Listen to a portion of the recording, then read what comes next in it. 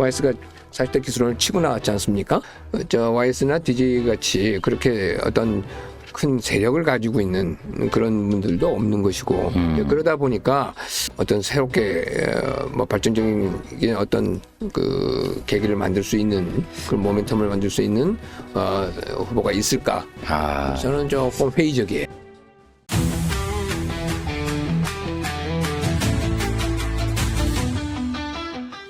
그 지금 국민의힘 상황이 좋지 않다는 건 이제 뭐 많은 분들이 얘기하시는 거고, 그렇지만 지금 새로운 당을 또 뽑으려고 하지 않습니까? 당 대표를요. 네네. 지금 비대위 체제가 꾸려졌으니까. 네네.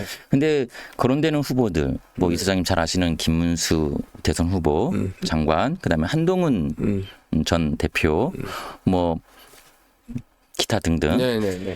그 소위 그 밥의 그 나물 이런 분들이 나와가지고 어떻게 개혁이 가능할까요? 아니면 쇄신? 지금 현재로서는 저는 만약에 그냥 그 임시 방편적으로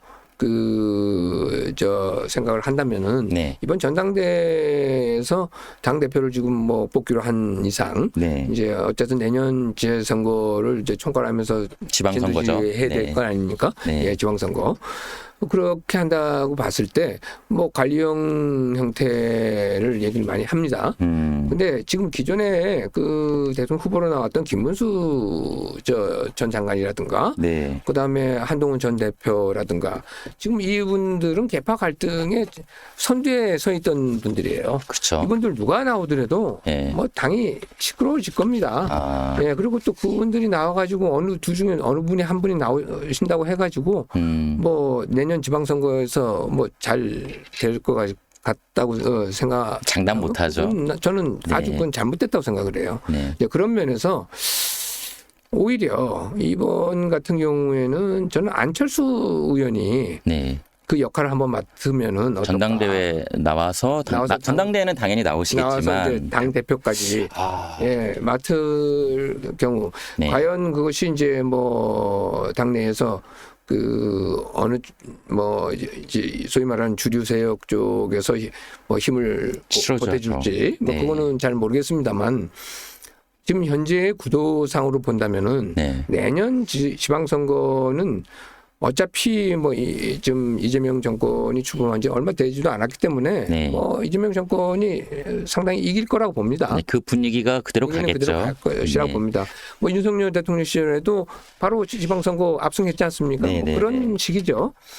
그렇기 때문에 어떤 구도를 가지고 가더라도 쉽지는 않은 상황이지만 그럼에도 불구하고 그 당에서 예를 들어서 그런 안철수 후보의 또 상징성이라는 거는 잘 아시다시피 이번에 그 목소리를 한동훈 전 대표와 마찬가지로 계엄에 반대하고 소신 있는 발언들 많이 했습니다. 뭐 이러한 쪽이었었고요. 또 그리고 또 중도의 소구력도 좀 있고 그렇기 때문에 저는 한번 그리고 또 이제 이번 대선에 또 적극적으로 지지도 했고요. 현장 유세 현장에도 그 누구보다 맞습니다. 많이 가셨죠. 안철수의 뭐 재발견이라는 얘기까지 하던데.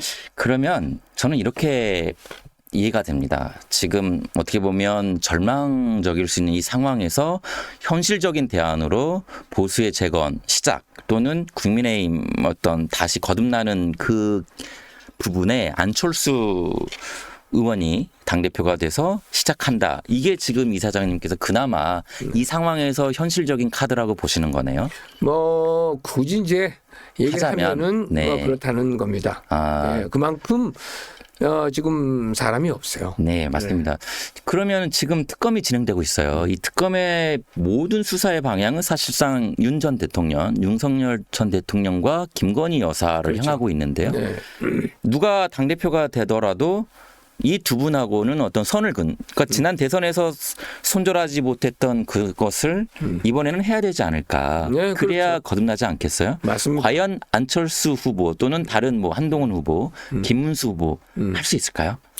저는 김문수 후보는 잘 모르겠고, 뭐 한동훈 후보는 당연히 예상이 됩니다. 안철수 후보도 그런 부분에 대해서는 좀 단호하게 나갈 가능성이 저는 크다라고 보고 있어요. 근데 김문수 후보가 당대표 되면 못하면 네. 다시 뭐 똑같은 상황이 반복되는 거 아닌가요? 국힘은 만약에 그런 식으로 지금까지 네. 이끌어져 왔었습니다만 만약에 또 다시 친윤과 연관성이 있는 네. 그런 그 분들이 계속적으로 당 대표까지 맡거나 지금 안 그래도 지금 원내대표도 지금 송원석 그 원내대표가 맡고 영남당 있습니다. 너무 네. 영남당이 돼버렸습니다. 그래서 영남 기득권을 가지고 있는 이쪽 그 기성 정치권은 저는 사실은 이제 좀 스스로 내려놔야 될 것이다라고 할 정도로 네. 좀 그 강하게 요구를 좀 하고 싶어요. 그걸 어떻게 해야 변화할 수 있을까요? 저는 사실 과거에 이제 김영삼 대통령 40대 기술원을 대창할 때 네. 그때는 야당이 정말 무기력했어요. 기성 정치권에 있는 다선 그 의원들이 아무것도 할 수가 없는 상황이었어요. 네. 그런 데에서 YS가 40대 기술원을 치고 나왔지 않습니까? 지금과 같은 경우에는 그렇게 치고 나올 만한 분들이 전 별로 안 보여요. 예. 이제 그렇게 되고 또 그 과거에 YS나 DJ 같이 그렇게 어떤 큰 세력을 가지고 있는 그런 분들도 없는 것이고 그러다 보니까 과연 지금 현재 상황 속에서 이것을 좀 어떤 새롭게 발전적인 어떤 그 계기를 만들 수 있는 그런 모멘텀을 만들 수 있는 후보가 있을까? 저는 조금 회의적이에요. 상당히 비관적이시네요. 좀 회의적이에요. 그러니까 대선을 치르는 과정, 지난 총선도 마찬가지지만 그 과정도 상당히 비관적이었는데 네. 이제 앞으로가 희망적이면 되는 거 아니겠어요? 네. 근데 지금 앞으로도 딱히 이렇게 긍정적으로 보지는 않으시네요. 네, 그러기 때문에 네. 저는 제가 아까 말씀드린 것처럼 이젠 강제적이라도 네. 국민적인 어떤 요구를 통해서라도 네. 이제 아마 내년 지자체 선거 때까지는 큰 변화도 없을 거라고 봅니다. 네. 이 구도가 여당의 이제 우세가 네네. 그렇게 됐을 경우 여당의 또 야당의 그 책임 공세들이 이제 계속 난무하게 될 텐데요. 네네. 이제는 이제 제가 아까 말씀드린 것처럼 기성 정치권은 좀 뒤로 물러나야 돼요. 그렇게 함으로 해가지고 네. 소위 이제 세대 교체가 이제 이루어짐으로써 예. 청년 정치인들 또 그리고 원외 당협위원장들도 유능한 사람으로 되고 사람들이 바뀌고. 많아요. 네. 근데 이제 그러다 보면 이제 결국 영남 기득권이라는 게 새로운 게 아니고 영남 쪽에 있는 그 국회의원들이 초선 국회의원들도 있긴 합니다만 거긴 대다수가 거의 기성 정치권이거든요. 네, 맞습니다. 예. 이젠 국힘이 영남 중심에서 이제 수도권 중심으로 옮겨오지 않는다면은 전략적인 어떤 그런 위치에서 옮겨오지 않는다면은 이제 어려울 것이다. 많은 분들이 우려하고 있는 부분이잖아요. 그 부분들은. 그러니까 청년 정치인들 발굴할 수가 없는 지금 현재 시스템, 정당 네네. 시스템도 문제고 네. 기회도 많이 없고요. 말씀하신 대로 수도권으로 이제 네. 보수가 더 확산하는 그런 상황으로 가야 되는데 그런 부분이 좀 아쉬운 것 같고요. 네. 그러면 청년 정치인들이 국민의힘에 좀 계십니다. 김용태 비대위원장 그리고 김재섭 의원 그렇죠. 등등이요. 네. 이분들에 대한 기대가 남다르시겠어요. 저는 상당히 기대를 많이 합니다. 네, 짧게 한 말씀 해주신다면요. 그러니까 저는 지금 국힘에 있는 지금 방금 말씀하신 그 김재섭, 네. 김용태 의원뿐만 아니라 지금 제3당으로 가 있는 이준석 대표까지 네. 이런 지금 40대 네.